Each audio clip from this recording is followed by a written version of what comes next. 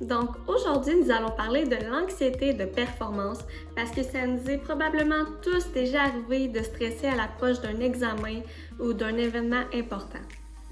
Premièrement, c'est quoi l'anxiété de performance? En fait, l'anxiété de performance, c'est quand on veut tellement réussir que ça va venir nous angoisser.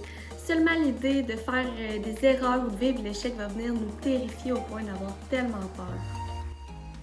On s'entend que c'est normal d'être stressé avant un examen ou une compétition sportive importante et c'est également normal de vouloir constamment se surpasser, de vouloir donner le meilleur de soi-même pour gagner.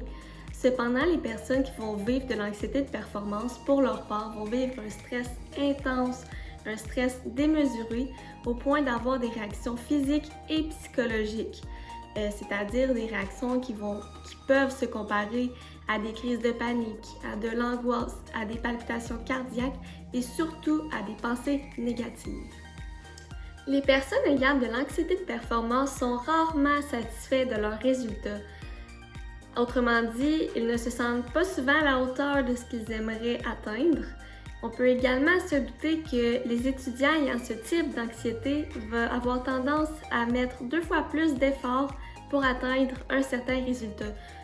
Malheureusement, ces personnes-là auront également tendance à avoir des résultats moins bons que les autres et cet écart-là va s'accentuer selon la difficulté de la tâche. C'est ici que le cercle vicieux de l'anxiété de performance va venir s'installer.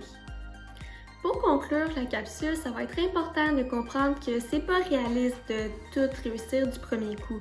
Actuellement, ça prend du temps, de la patience, des efforts. On a besoin de se pratiquer pour s'améliorer et donner le 100% de soi-même. Donc, il faut être patient avec soi-même pour atteindre nos objectifs qui peuvent être plus hauts. Donc, c'est tout. Merci pour l'écoute.